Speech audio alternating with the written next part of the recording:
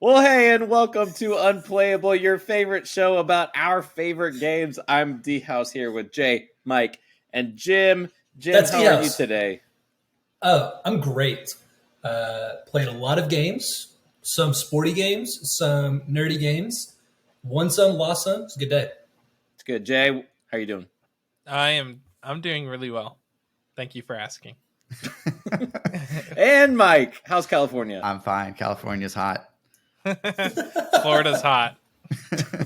Kentucky's fine. And Chicago's perfect. So here we go. 4 states, Unplayable.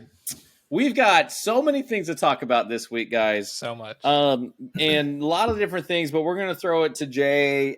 He makes us do this, but we're going to talk about Jay being successful in Flesh and Blood or something. I don't know. Yeah, Jay, this is gonna be the quick little Flesh and Blood. So if you don't want to listen to this, just skip ahead. This is the main topic of the podcast. Yeah, this is not the main topic, but I'm going to talk about it for our Flesh and Blood viewers. So listen up. Listen to all Coach. 12 of you. Listen to Coach. Hey, we got like 200 views on that Flesh and Blood video. Thank you very much. Let's go. That's true. All right. How many of that was you refreshing the video, though? Shh. Let the man speak. So I played in 2 Road to Nationals this weekend. One today. Yesterday I played Lexi in both of them.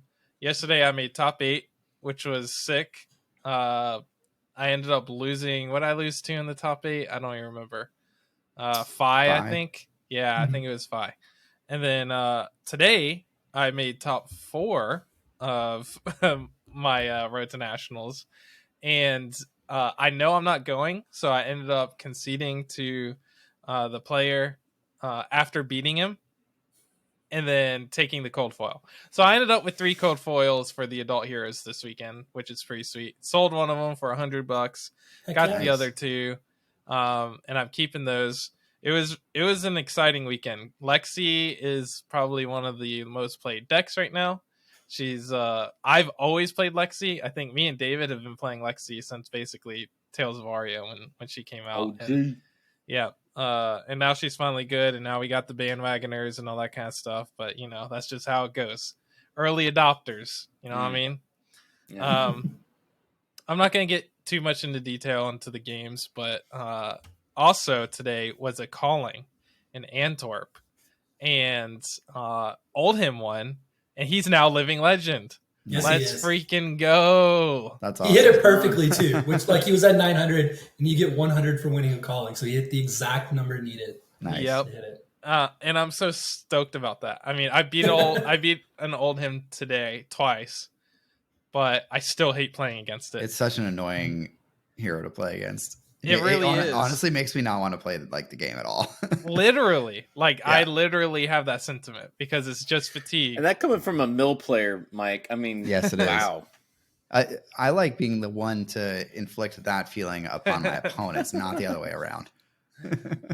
It's going to be interesting, though, because I think this is as big as when Prism got Living Legend as far as just totally rocking the meta. I mean, Oldham just serves such a distinct purpose for holding certain decks back. Mm-hmm. That is just, he was a big gatekeeper. And Bravo just doesn't play that same way. It's not this just absolute tank that is blocking 24/7. It's a lot of coming in with big attacks, but it just doesn't quite do it as well. So I'm very intrigued to see kind of what changes now because of this. I've said this before, but the Living Legend thing is still one of my favorite things any card game company has ever done, where there's not really rotation, but it's hey, if one particular hero gets too powerful, eventually it just retires because it's so amazing. It goes off into the pasture and we all wave it goodbye and say, yay, you did it. Yeah. Don't ever come back. Yeah. And so I have in my head, I've been what would Living Legend, that whole mechanic, look like in other games, and how would that play out? And I hope other companies are paying attention, because I think it's an elegant solution to a perennial problem that hits a lot of card games that get bloated. So I love it. Yeah, it's good. It's really interesting. I think it reminds me a bit of the KeyForge sort of chains mechanic. If you win too much with your deck, you kind of get nerfed. I think Flesh and Blood is uniquely in a position to take advantage of something like that because of how the game is designed around those heroes. I also think that 10 years from now, if the game is still around, it might still be pretty bulky because they're just going to keep releasing cards for those heroes, regardless of whether or not the specific hero has rotated or not. So I think time will tell. I do really like it. I think it's really interesting. It's definitely more interesting than just either we ban cards when they're too good, which they also do, or after X amount of time, you can't use that stuff anymore. It's interesting too because they sometimes they have fewer banned cards than they do suspended cards, and then suspended cards come back when a specific hero rotates out. So like it doesn't permanently ban them from the game, which is cool. Yeah, that is a nicer way of doing it, and they are enabled to do that because of the Living Legend sort of system, which is cool. Yeah, I do actually really kind of want to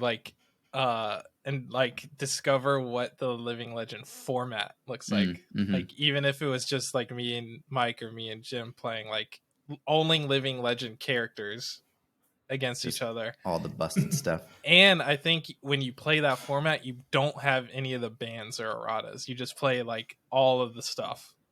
Which the most Dustblade can finally see one game of play. Yeah, exactly.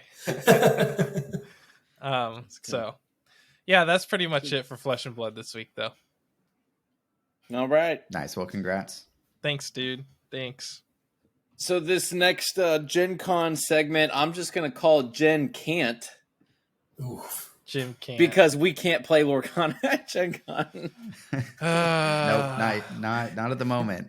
The events went live today, and we did our best to register for a Lorcana event.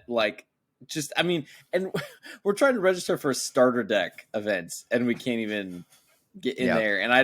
And I'm like frustrated and I'm angry, but I don't even know where to direct that, whether it's GenCon I think or it's Ravensburger or I don't know, but it's just stupid. I think it's mostly a GenCon. So here's how it went down. 8:59 rolls around. I'm at my computer. I have everybody's tickets sort of connected to my account, so I can just click the button and register for everybody. The button turns the color that I can, click the button instantly, and it puts us in line at like 4,000 something. And so obviously the 64 spots per event are going to fill up before number 4,000 and whatever. So we didn't have a shot. The things that are really annoying about it are not only that like we didn't get tickets, because it's like somebody's not going to get tickets, right? There's only X amount of spots. There are, Y amount of people who want them. Y is always going to be bigger than X. But the annoying thing is just the way that they set it up. So you were able to register for 7 different starter deck challenge events, and you could register for all 7 of them as one person. And after you register, you're allowed to transfer them to whoever you want. So the system essentially, I don't know how many people were doing this. Maybe it's like legit people who want to play all 7 events, which I also think is a little greedy. But it incentivizes you as one person hoarding all of the events and then either selling them or like giving them to your friends or whatever. So it's like, I get it. That's the system that exists. People are going to take advantage of that system, whatever. But that system kind of sucks. Like either set it up to where you can't transfer tickets, so you have to only register for events that you can actually attend, or make it so that you can only attend 1 out of the 7 events as like one person. I think either of those would have made it less of a feels bad. And supposedly they're going to be checking people's ID and they're only allowing people into one event. Who knows if they're actually going to do that or how they're going to enforce that or like what that looks like, what's going to happen to the tickets that get sort of freed up if that does happen. Like, are we going to have to hang around at the, Ravensburger tables for like an hour before the event or, 2 hours before the event to get in line before everybody else so we can snag those spots? I go to GenCon. I don't think we're going to do that. Like, I don't think any of us are interested in like waiting in line any more than we have to. But maybe we'll find a way. Maybe slots will open up. Maybe, I don't know, something good will happen and we'll be able to play. But I think regardless, we're going to try and get some product at their booth and just like, at least play, right? Yeah, they can't stop us from waiting in line at 4 a.m. That's true. I'm sure hoping that they actually have product Yeah, me too. Yeah. Oh, gosh, What if this is the only way to get product? Yeah, well, if they don't have packs for sale, Yeah, that would be rough. I mean, even if they just That'd had be starter so decks, would be stupid. fine. But like, yeah, that would be terrible if they didn't have packs for sale unless you were in the event. Yeah, I want to play sealed with you guys. Yeah, I read a rumor, and who knows, like this could be just somebody just farting this response out, but I read a rumor that is basically they're gonna like restrict you to like one box and one starter at the booth. I'd be fine with that. Yeah, sure. Because I'll get my dad to get a box and get a starter. I'll get my brother to get a box and a starter, and then I'm good. There it is. Yep. But we did sign up for a couple other events. Have you guys caught any wind of like your local game stores picking up on Lorcana?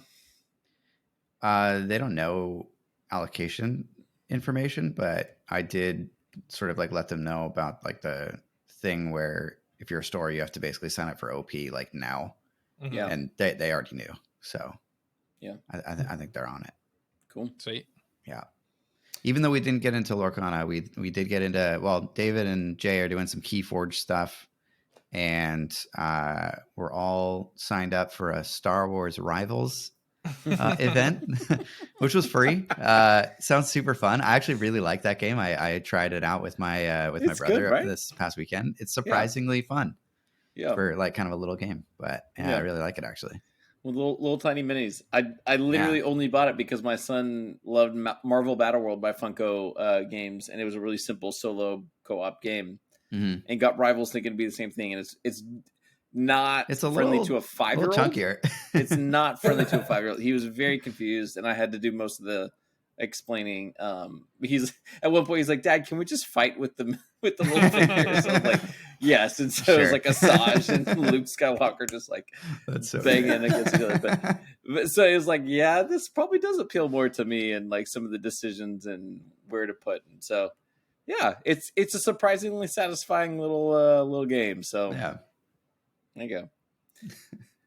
Speaking of KeyForge, so Jay and I are gonna play in the national championships of KeyForge. So you're looking at the first place, second place finishers right now. Well done.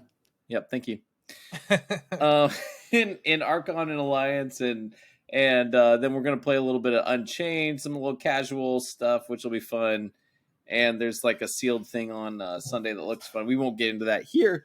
But what we will get into is all of us basically signed on to a GameFound campaign, kind of like Kickstarter for games specifically. And so we're all getting the new set of KeyForge with our customized decks. Jay and I somehow, beat the system, and we got our stuff, and Mike and somehow. Jim, I don't know what's happening. Have you guys even gotten an email like it's shipping or something? Nope. Nothing. Wow, you guys probably forgot to click a box or something. I don't think so. It's pretty thorough. Definitely let's be possible honest. For me. If anyone forgot to click anything, it would have been me. Okay, I still got it. So we got our stuff. Jay, tell me about your stuff. They can go watch the video. Nice. Great. I'm gonna talk a little bit more than you then. I'm infinitely on the brink of death. There you go. Yeah, you're what is it? Infinite and moribund, which means you're constantly dying. Yep, basically. He's Deadpool. Meanwhile, I got my PhD. Let's go. I'm a physician now. I love. Somebody made that comment on our YouTube video, like easiest, like when a speaker comes to like a college graduation and they get like an honorary degree from the university. I feel like I got my honorary degree and I'm D-house physician now. So the doctor is in. Give me your problems, I guess. But you honestly, like your deck. Yeah, I love my deck.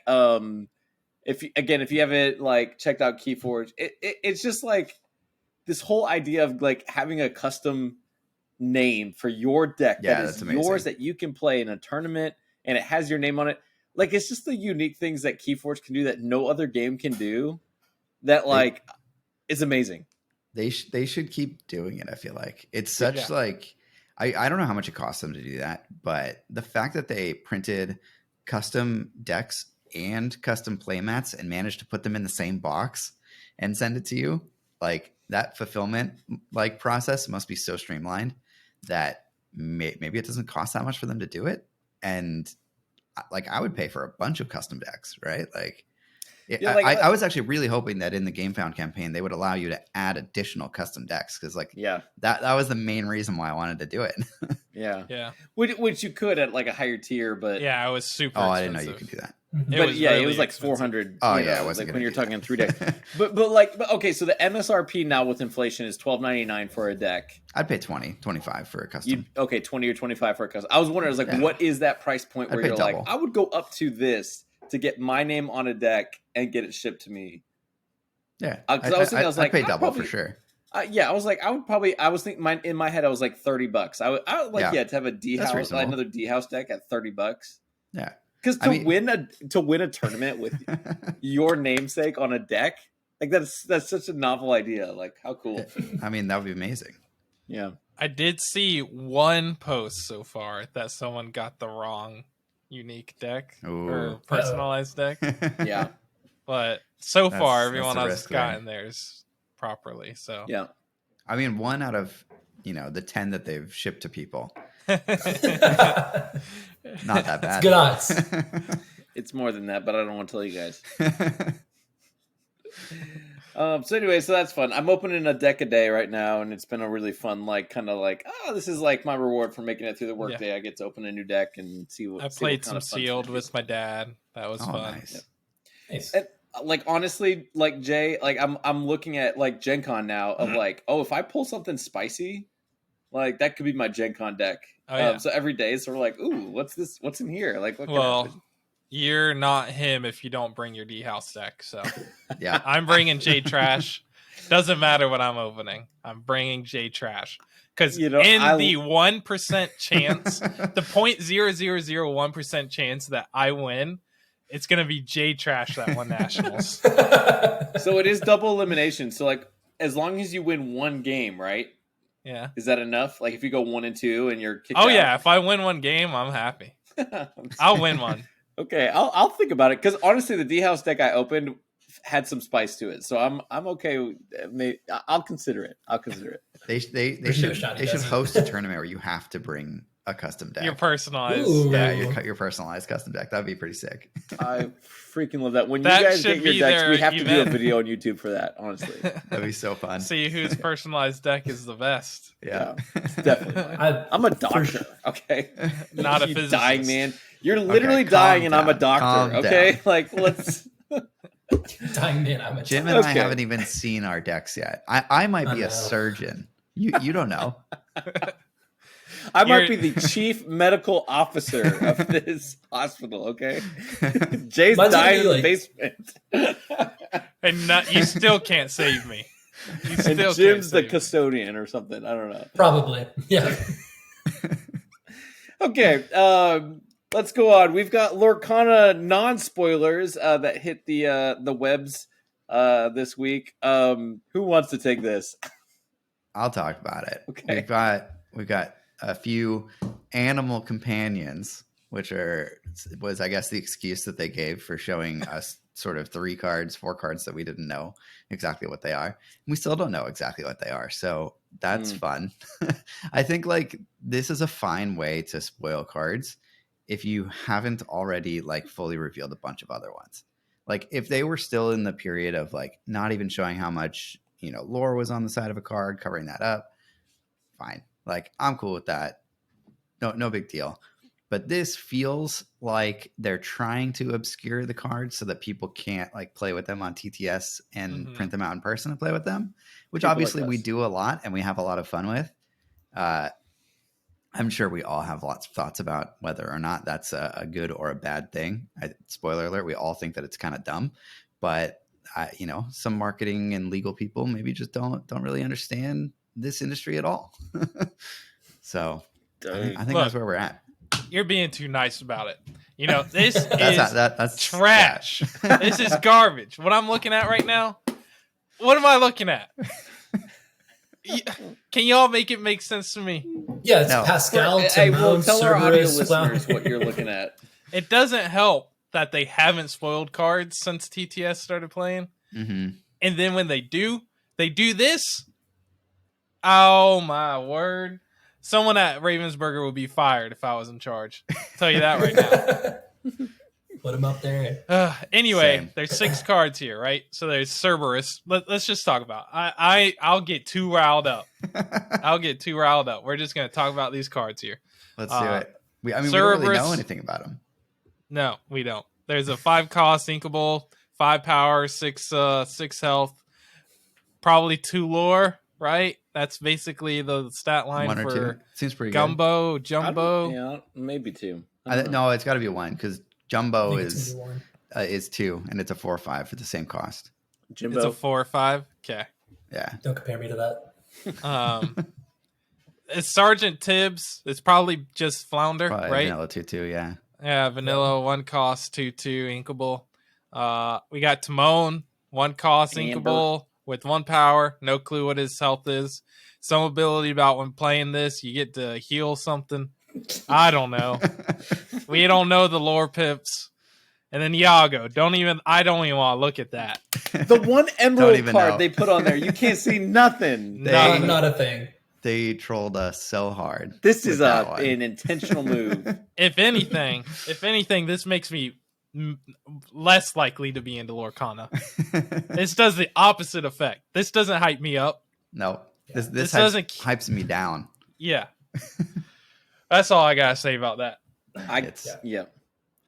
Yeah, because I think the It- people it's this sort of like- reaches.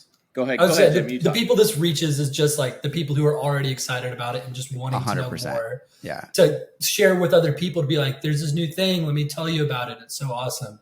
And so this is almost just like a slap in the face of just what do we do with this? Like, thanks, I guess, but almost no news would have been better than fake news. Could not agree more. Yeah. It's like, There's who, an old who adage. is this for other than the people who are already bought in Yeah. and that are okay with not playing the game right now for some reason? There's an old adage that says, "What gets them in the door keeps them in the door." Right? What Lorcana got us in the door was the first thing they did was they gave us 6 cards at D23.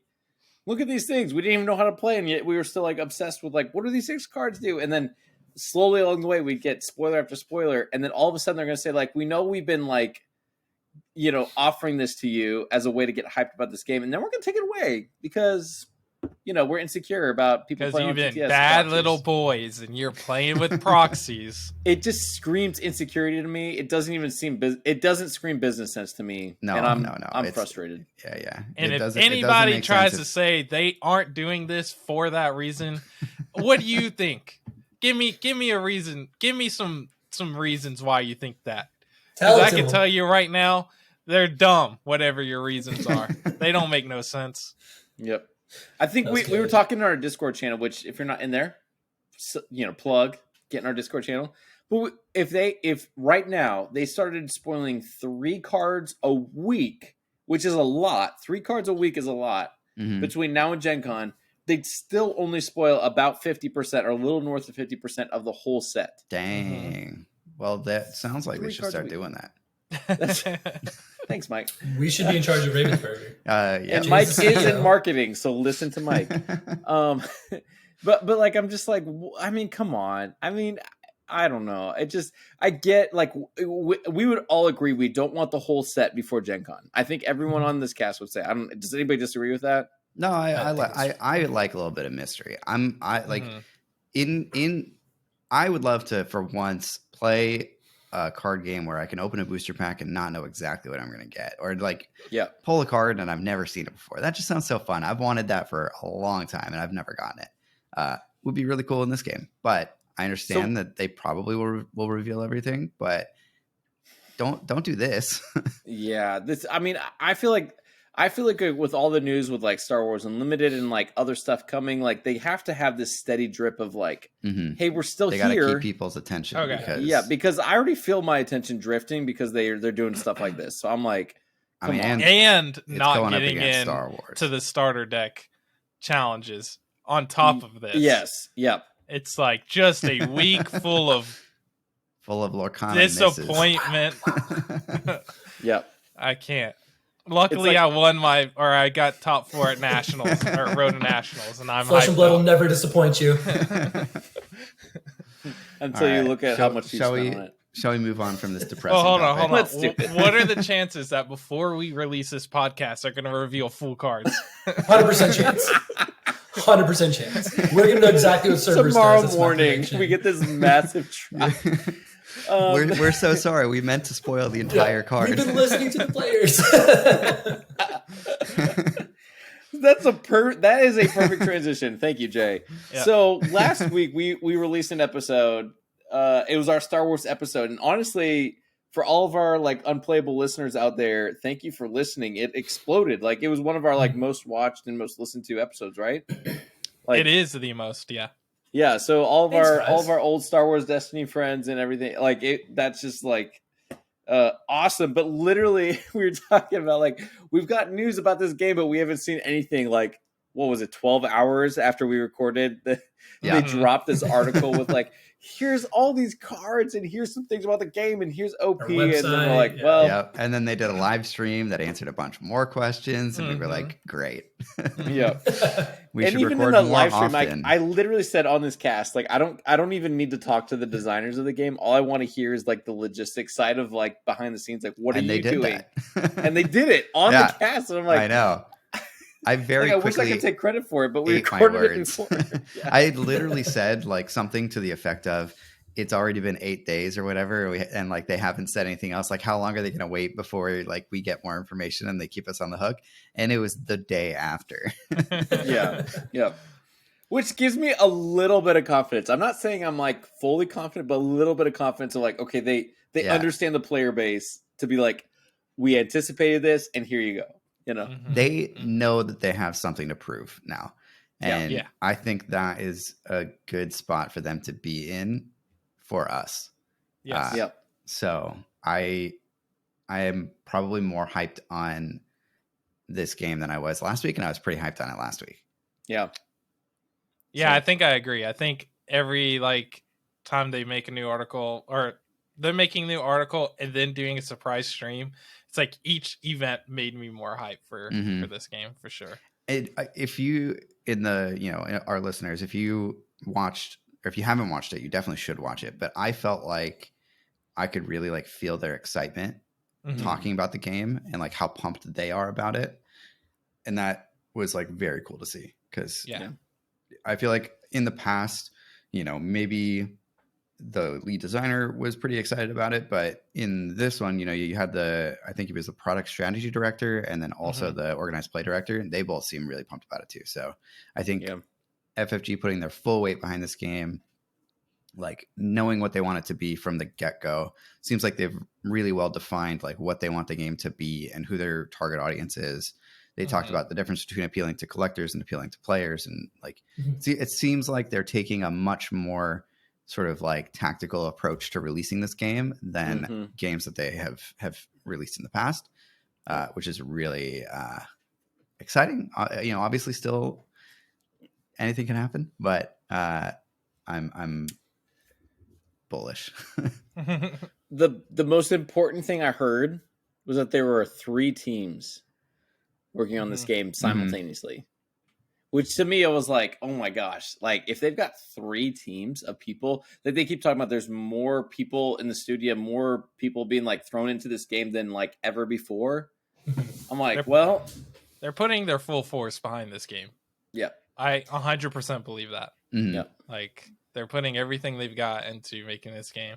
And I think that they're hedging some bets too. Like they're probably like putting a lot of money into it that like could be potentially a lot of like loss if this game comes out and flops. I don't think it's going to, but not a lot of loss. I feel like most people are like, okay, this is the last. I told you I'd never give you a chance, but this is my final last chance. We all know that we're going to say that every time, and every time they release a new Star Wars game, we're going to be in. It's already written. Yeah, because again, they make perfect, great, wonderfully creative games. It's will the logistics match, and the fact that they're not doing dice and some of the gimmicks that keeps coming up, the gimmicks of the game. No gimmicks. Yeah, no gimmicks. It's just like, hey, here's some packs, and they talked about in the article or in the video, I can't remember which one, but that like the whole idea of like limited play being built in from the beginning. Mhm. Like that very is exciting. like Very exciting. music to my ears because that's what sells a game. I will shout out our good friend, old Sir Christopher. Oh yeah. He released a video and he had a great point where he said, he's like, if you told me before I played Destiny that it was going to last for this amount of time and we were going to have X amount of delays and we were going to have these unbalanced FN 2199 metas and that's how hard it would be at times, but at the same time I would have that much fun with friends and memories and along the way and all these things. He's like, I would do it all over again the same. Like I wouldn't even question it. Like, yeah, I would do the exact same thing. And I was like, that's how I feel too. I'm like, even if Unlimited had a 3-year shelf, like if you told me right now, future David came and appeared in this cast and said, this game's got 3 years because of Star Wars and because of my friends in this like space and what I know is possible, like I'm all in. I mean, 3 years. I'm 100% still playing. If you give me 3 years of a good game, I've played enough games to be like, yeah, I'm in. Yep, I agree. Amen. I think the we're gonna only have a thing lot that of was fun with it. Yeah, like go ahead. even a little bit concerning to me was just I think they said releasing next year, but then kind of just left that just very vague. And so that I think that's where we just the sooner they can just give some more clarity, I think that'd be great. David's looking like he's got his 1 point over here, so I'm excited for it. 1 point. Our good friend Jack over at Golden Dice, they released a new podcast for the first time in 47 years. And I listened to them, and he pointed out something that I did not pick up, but they said releasing internationally in 2024. I'd be surprised if they dropped. Yeah, like, if they dropped the US set first. Several months ahead of everyone else. Isn't that something that they took heat for in Destiny? Weren't there a couple sets where they dropped it here before they dropped it elsewhere, and everywhere else was kind of pissed? No, it's possible, but it did at least make me question, like, will we see this at GenCon? Now, what is interesting to me is, off of what you're saying about it being at GenCon, D20, you mentioned this, or D23 or whatever, you mentioned this earlier. They dropped 6 cards at D23. FFG said, I'm taking it up a notch. They dropped 7 cards. And they are going to have GenCon exclusive foil promos of these cards. That would be. And they're going to go for $5,000 a piece. Let's go. I'm in. I would wait in that line. I would too. 100%. Actually, even if they just did Luke and Vader, like that would be sweet, right? Do you guys think that it would benefit them or hurt them to do that? To do a super limited, like, let's even use the Lorcana numbers, 900 of each of these cards, and sell them as a set at GenCon. I think that would be awesome. I think it helps. I think it helps. I think whales need to see that there's value in it. Whales be whaling. And you look at Disney Lorcana and you see, like, PSA 10 Mickey going for like $3,000 and like PSA 10 Elsa going for like $5,000 or whatever. And if you're a whale, you're looking and you're like, oh, people are already willing to spend thousands of dollars on these cards. It's worth me getting in. Yeah. I think it would, I mean, it's really hard to create that environment. And I think Ravensburger sort of did it on accident. Yeah. So I think FFG would have to be like very shrewd to sort of make it happen. But I think there's got to be something like that, like good shrewd, as in like they got to have a little bit of cunning in them to make it work. Don't put it on a boat. That's all I'm asking. No boats. Boats are banned. No boats. Okay, FFG everything boats printed are banned. in country. they need like, I don't know, like serialized cards or something like that. We love trucks. Let me ask you trucks this. Over boats. What if they do these GenCon exclusive promos and they don't sell for a lot of money? Then what's it say? Then it's bad, but they would. They will. There's no doubt. Unless they. Like, I don't think it'd be as much as Lorcana.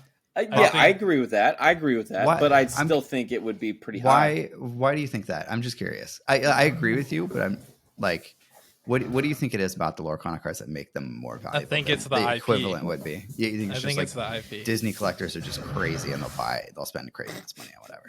Yes, that's exactly what I think. Yeah, I mean, Oh, I don't think that's wrong. But Can our we Star just Wars. comment on Jim just going off screen right now? You can mute yourself so we don't hear your chair rolling around. Sorry, I paid computers at 5%. Sorry to our audio listeners. Jim just disappeared on us for a minute. Well, we almost lost him for good. So I don't glad know we what's happening. didn't. He's just not charging. GG. Oh no! This is why you don't record on a laptop.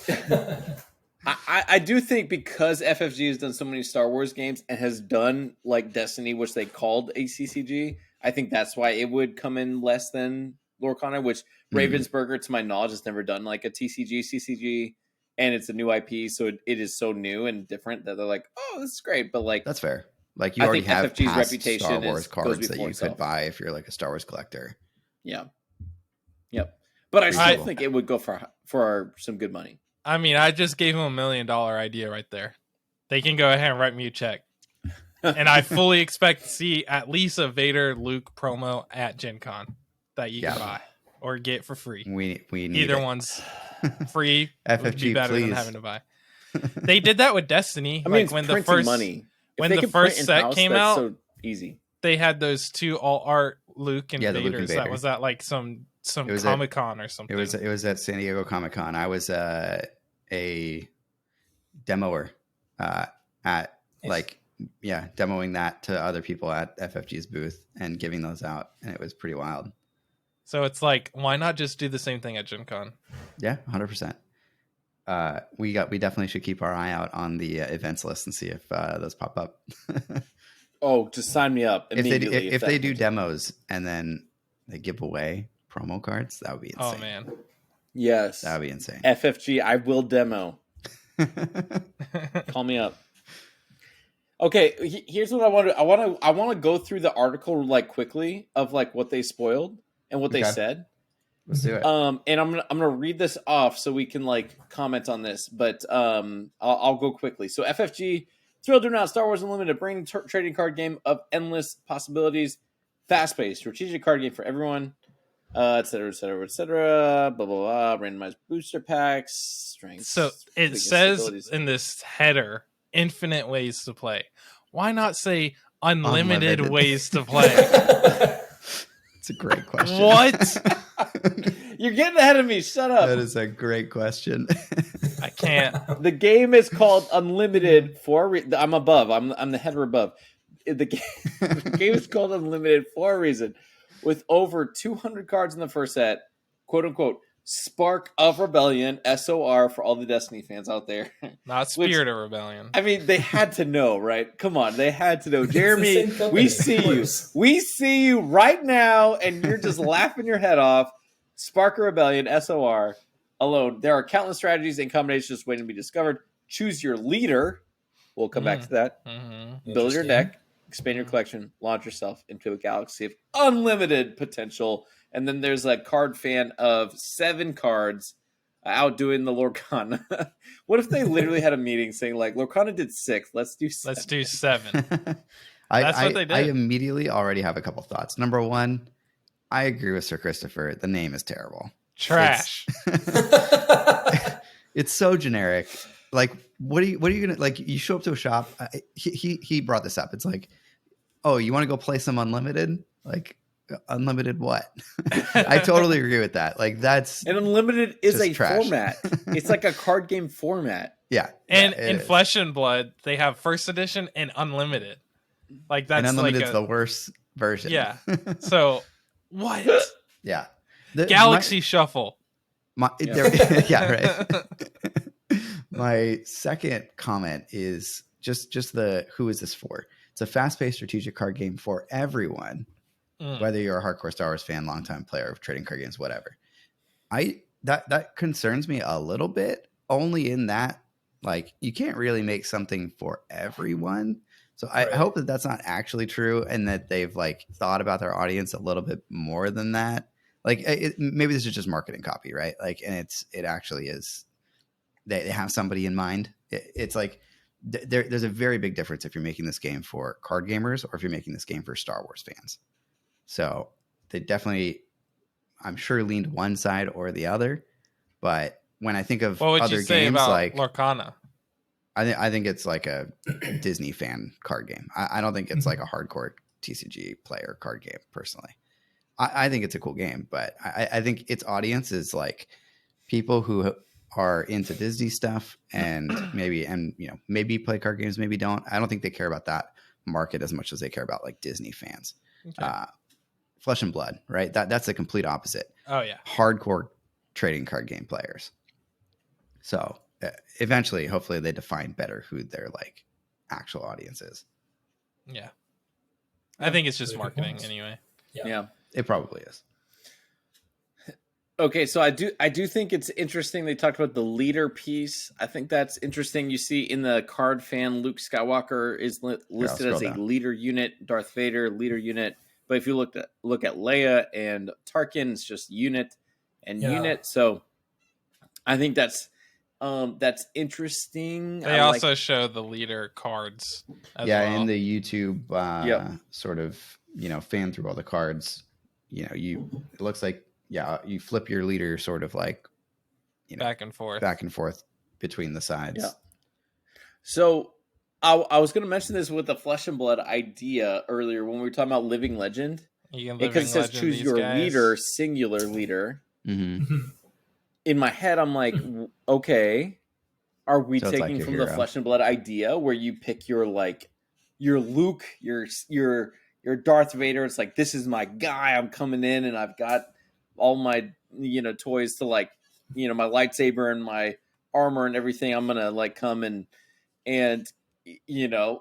so part of me this is kind of like just me hoping like, okay, if Darth Vader is just like from the base set is just Pretty so unbelievably like insane, could we have a living legend kind of format where it's like, oh, he at some point he's just so good that we just like celebrate and send him off to the pasture to go into retirement, and we get a different Vader along with. So that's where my brain went immediately when I saw like, ooh, we get a leader. That's interesting. This is like Flesh and Blood kind of.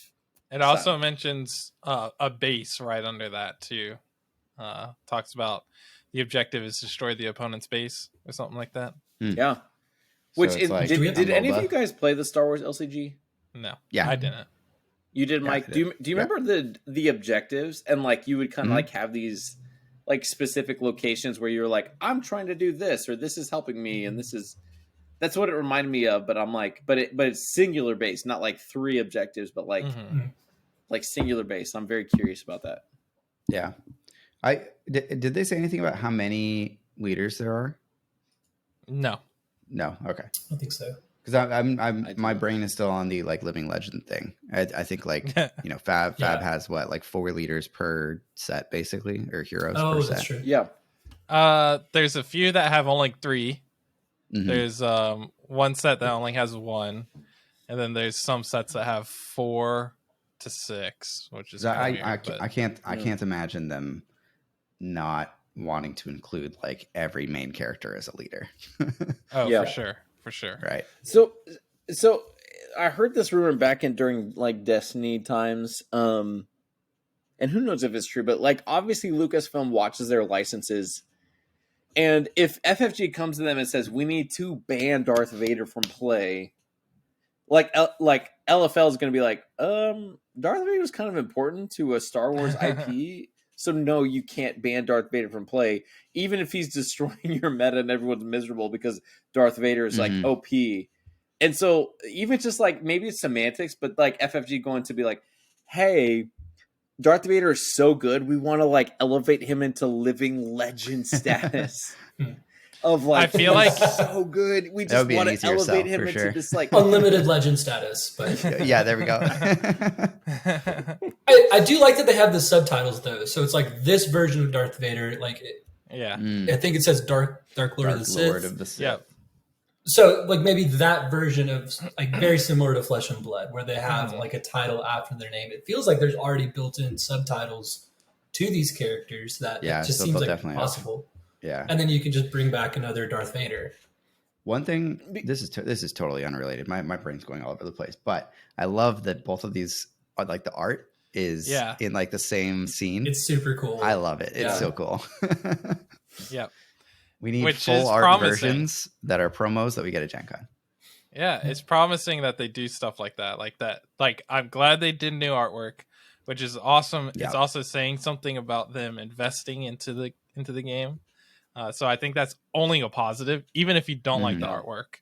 Yeah. I think it's only a positive that they're saying, "Hey, we're reinvesting in new artwork for this game, even though we have this back catalog of all this kind of crap we can use." Yeah. They very clearly want it to be its own thing with its own feel, with its own vibe. Yeah, its own website, its own everything. Yep. So Mike, if you scroll up a little bit, let me do that. Like just above Tarkin and Wing Leader, it says this. It says each round consists of you and your opponent alternating back and forth, performing a single action each turn. Does that remind you of anything? I don't know. No, Flesh and Blood. Star Wars Destiny. Ashes. Hey, thank you, Jim. Oh yeah, it was Ashes. That's right.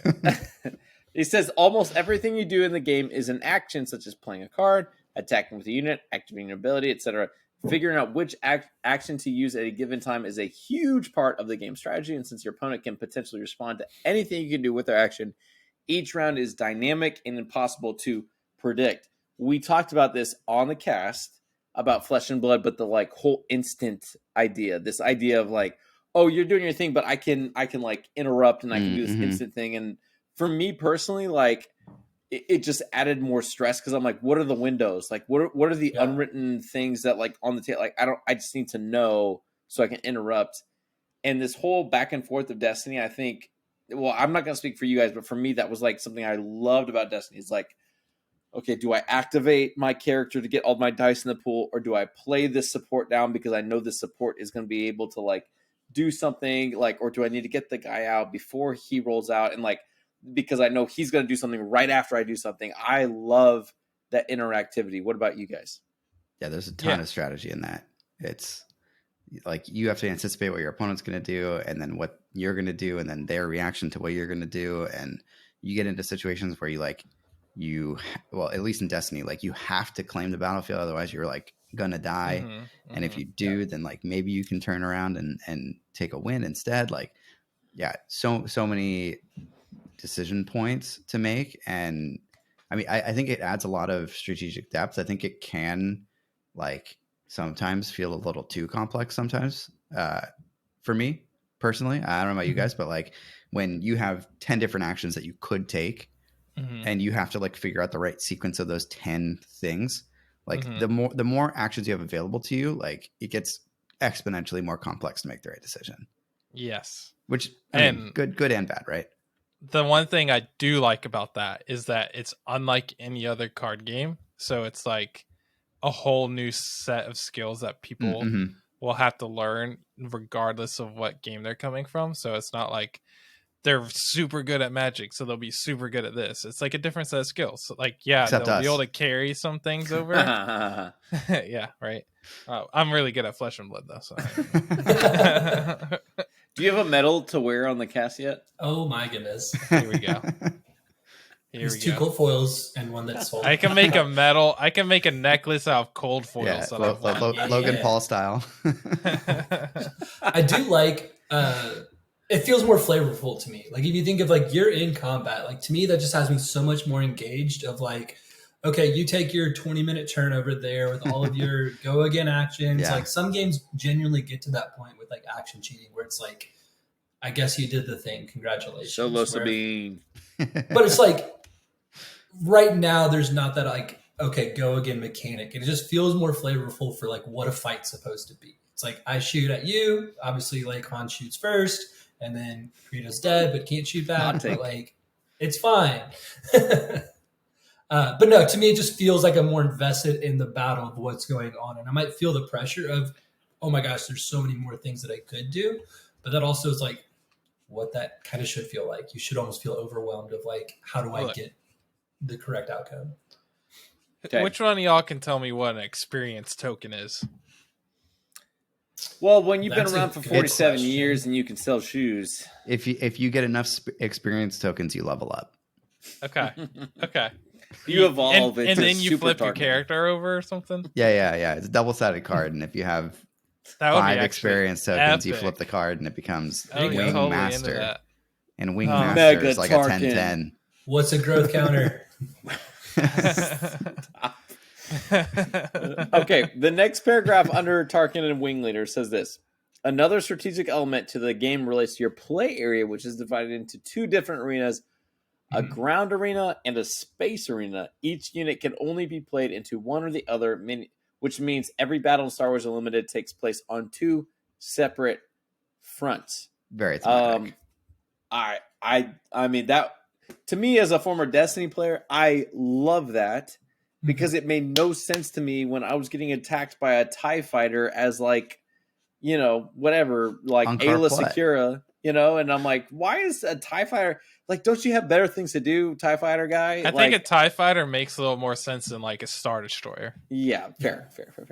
Like a TIE fighter coming down. Yeah, they've had that the in ground. Star Wars, right? Where like a TIE Yeah. fighter comes down, shoots at the rebels or whatever. Fine. The Chimera. Yeah, there you go. Oh, now I understand. Yeah. Okay. Um, Track like nothing. It's just like I don't know. Like that was one of the things that just like thematically made no sense to me in Destiny. Is like why is the Millennium Falcon worrying about this like hired gun? I don't know, but okay, sure, there is some evidence to that, but it just to me it's like the Return of the Jedi moment is when like Luke is fighting Vader in the Death Star. We've got this epic space battle happening right outside Death Star 2. And then down on Endor, we've got the Ewoks, you know, fighting the Stormtroopers. And I'm like, I want those battles to happen independently because they do happen independently and they all contribute to the same overall effect. Yeah. I think in Destiny, you could make the argument of theme-wise that it made sense because it's like it's Star Destroyers shooting down on the planet or whatever. The issue that I have with it is the game was supposed to be about the characters, physical like combat with characters on the ground, and there wasn't supposed to be all these like spaceships flying around and crap like that. Like it was about my team fighting your team.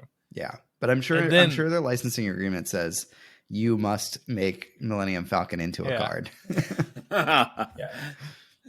Whereas this, it sounds like they're going to have ground and air and they're going to separate it, which like just makes more sense thematically. I have a random question for you guys.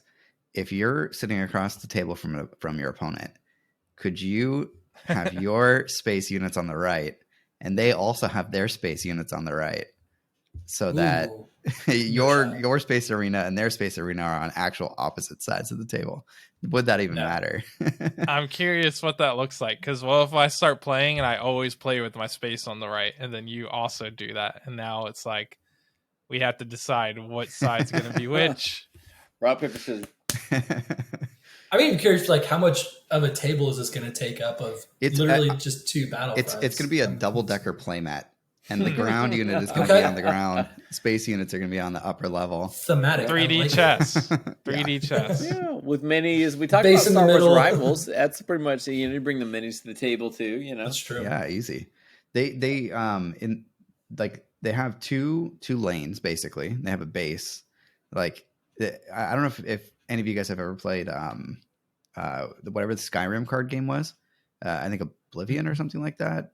I don't remember what it was called, but it was basically Skyrim card game, and it had 2 lanes, and you could choose to play your units in like one lane or the other, and blocking was like per lane. It was super, super cool game actually, but it sort of reminds me a little bit of that, kind of like a little bit MOBA-esque with like the different sort of lanes. If I imagine if you have space units and your opponent doesn't, you can hit their base freely. Maybe they can block if like they do have space units or something like that. But I think it adds both strategic depth and a little bit of complexity. It'll be interesting to see like what the payoff is there from a sort of fun perspective. Yeah. But thematically it's cool.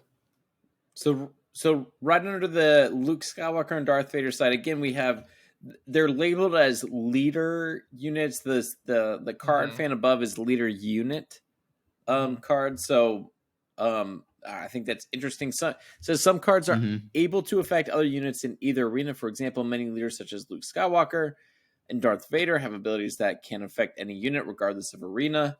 Leaders are powerful cards that can act as a centerpiece to your deck, which I love, which is a lot of like Destiny. It's like you build this deck around this person.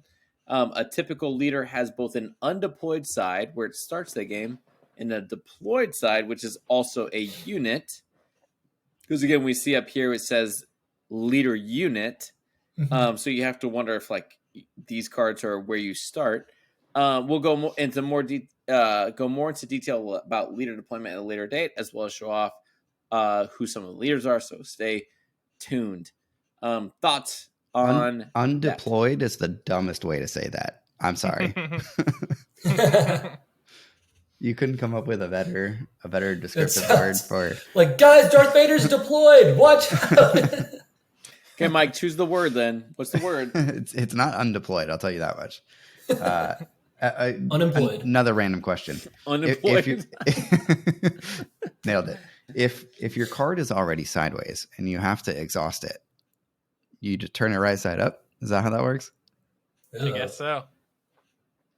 I guess so.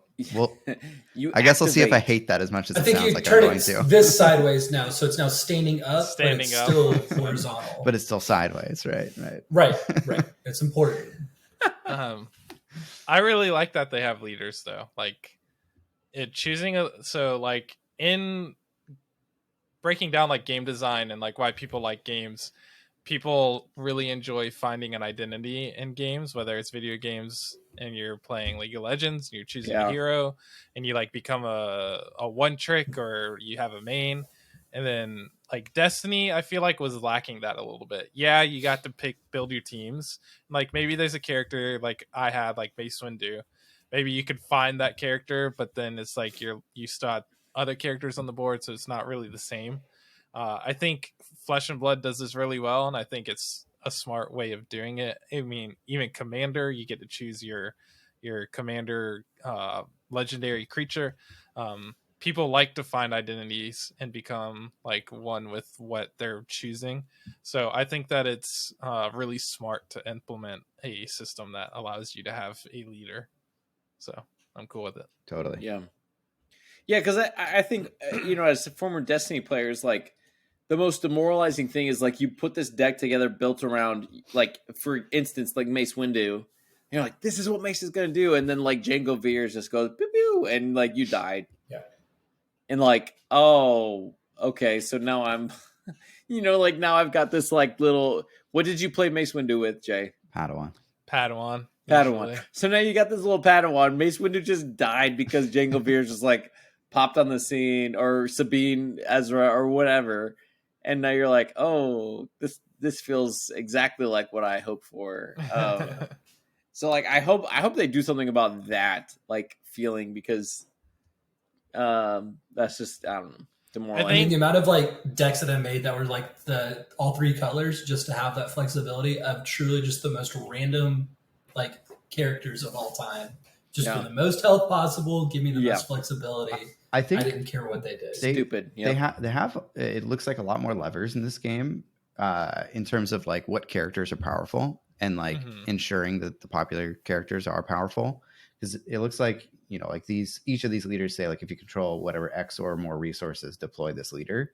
So all the way from 1 to however many resources they expect you to have. Like you can have leaders come in at different points in the game, and I feel like that probably correlates with their power level, so they can do things. I mean, in Destiny, right, it's like all you have is a point cost, and yes, like you can balance around that point cost, but eventually there's so many things that you could pair them with that it's like impossible. And it's also like I don't know, Destiny suffered from a lot of other issues where it was like they wanted the powerful characters to be powerful, and so there were a lot of points, and then it just so happened that playing a lot of points in one character is just kind of bad in that game.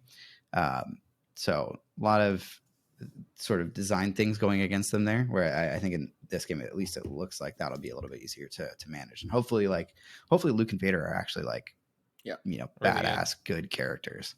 Yeah. Okay, so in 12 hours, we're going to get more cards. So let's Yeah. just stop there for the cards. Yeah, and the But we're gonna- way you play. But Yep. there's some Except OP that the- stuff, right? Yeah, we got to talk about organized play because it obviously I love that in the opening article of like, here's this new TCG, here's the organized play, because again with Lorcana, for comparison, we've seen like, oh, eventually we got like, oh, we're gonna have like league play and it's gonna be great. We're gonna invite our friends, and it's like, okay, but like, am I gonna drop a lot of money on this or not? And Unlimited said, okay, I'm just going to read it and you guys can respond.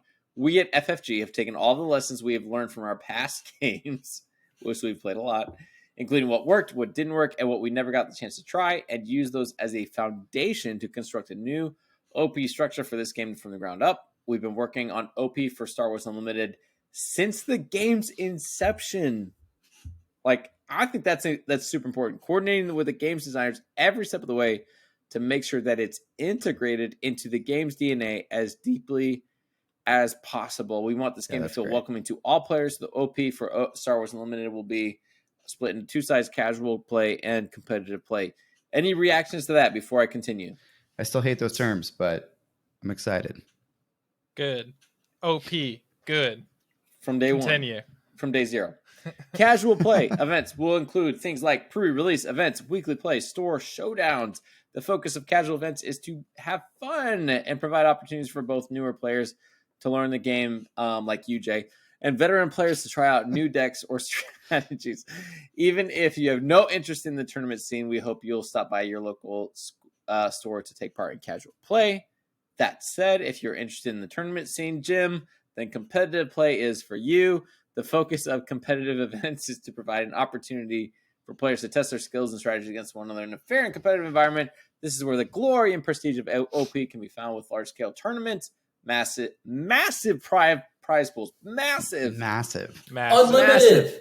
So They took all the KeyForge Vault Tour prize money. Yeah, and there put it is. towards this prize. Vault Warriors, Star Wars.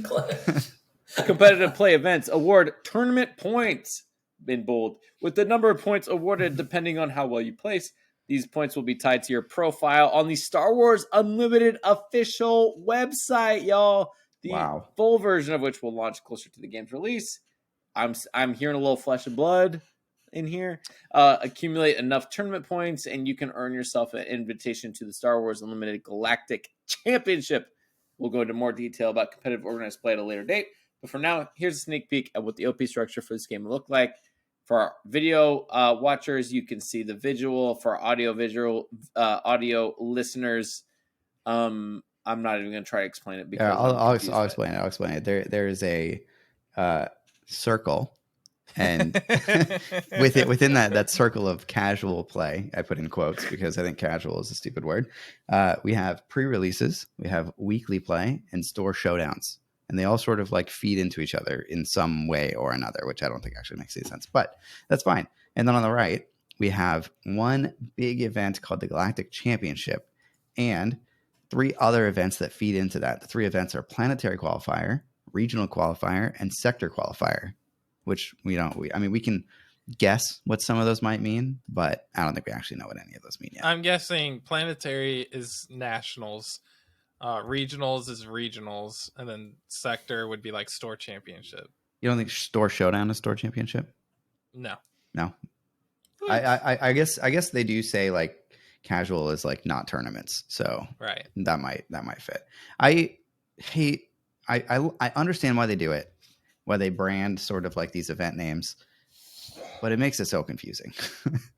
Like I'm never gonna remember. I mean, okay, regional is easy, right? Like eventually I'll know what all these mean, but it just seems unnecessarily confusing. Make them eat like Flesh and Blood names them, but it's like Road to Nationals. Like that's a national qualifier. ProQuest, that's the Pro Tour qualifier. Like it makes Battle sense. Hardens. That's just a tournament. That it doesn't give you anything. And calling is just a tournament, right? Like it doesn't.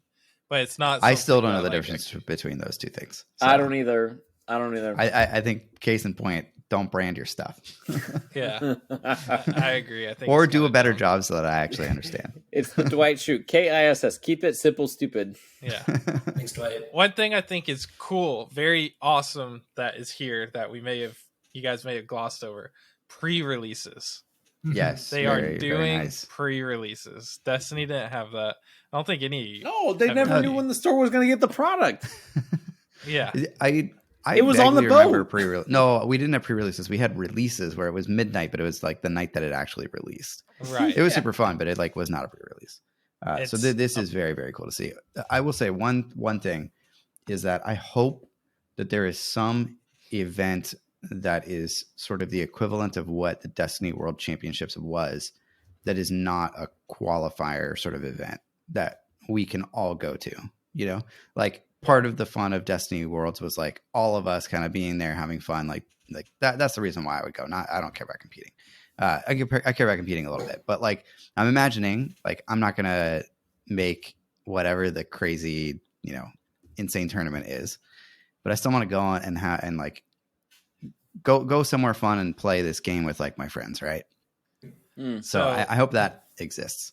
My one thing I would say about, like, if they do a tournament that's big like that, but I mean, it really, what is it going to be? Like, if it's not Worlds, there's not going to be that many people probably going, right? But How many people go to like the equivalent event at like because Fab, like they do like their feel like they do a callings. bunch of they do a side, like a big side event, right, at the same Yeah. tournament. Mm-hmm. I'd be even fine with that.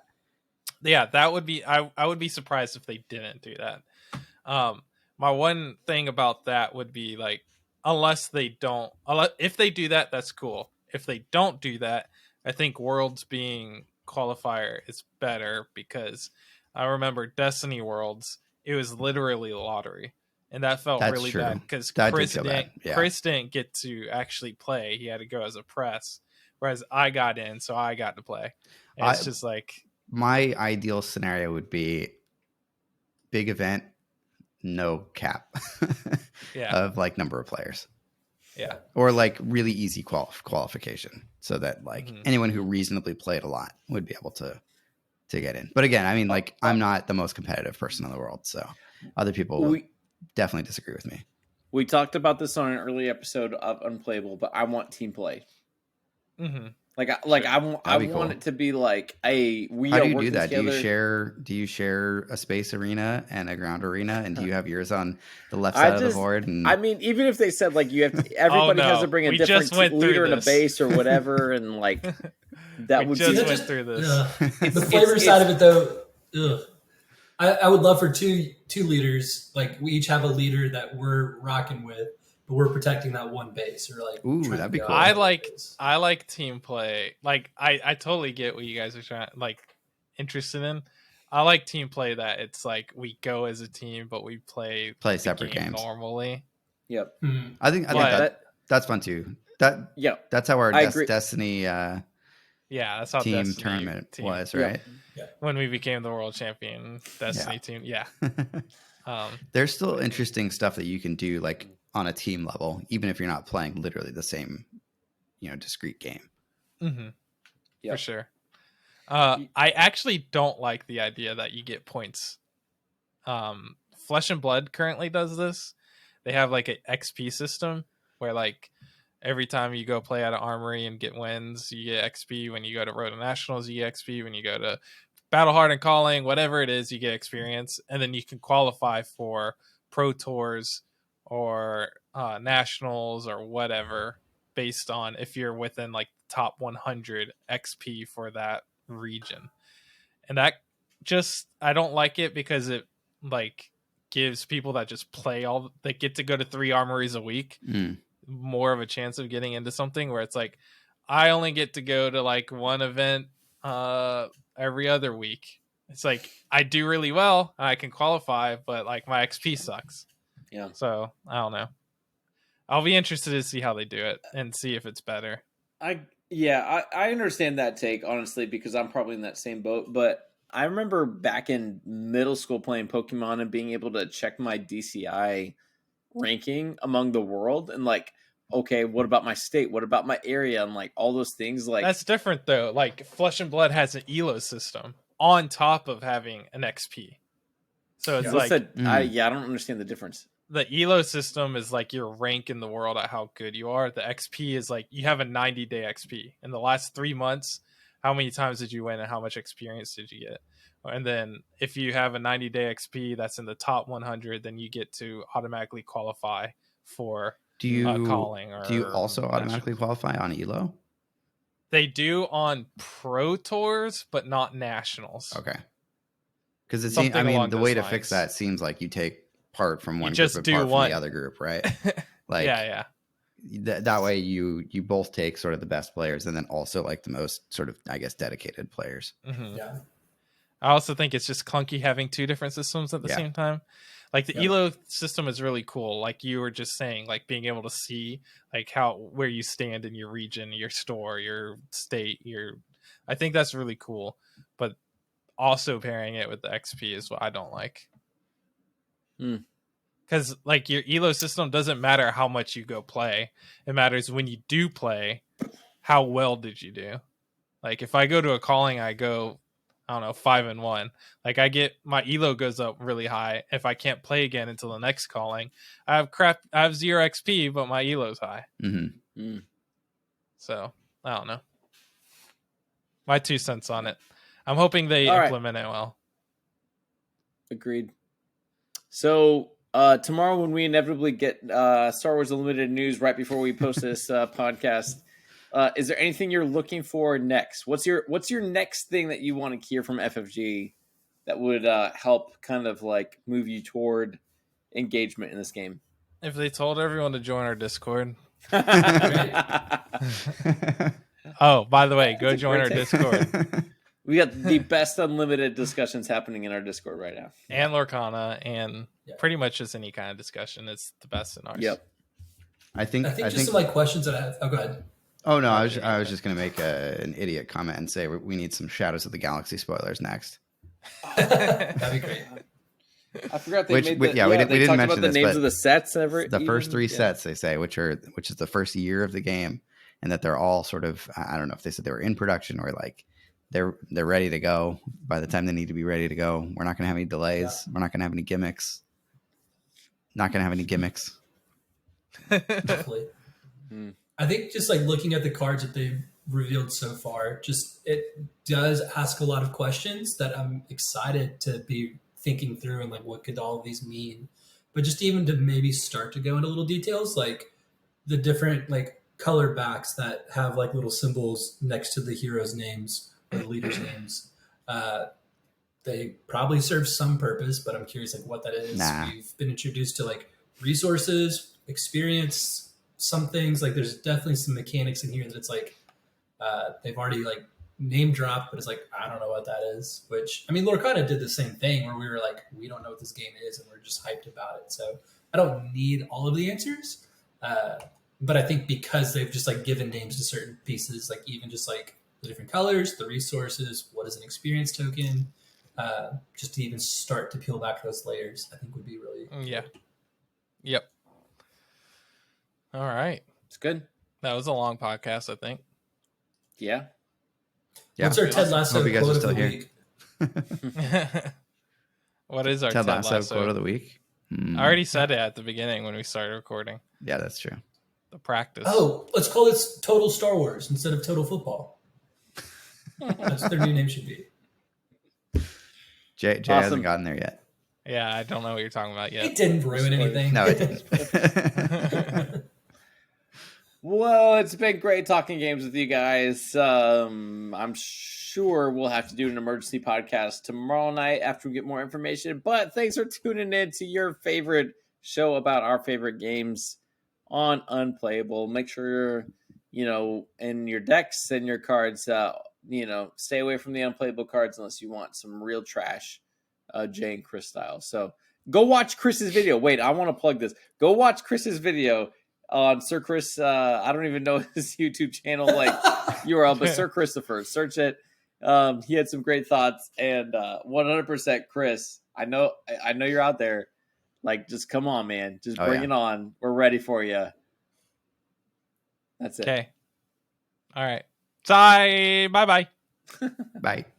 Bye. Easy. Bye, everyone.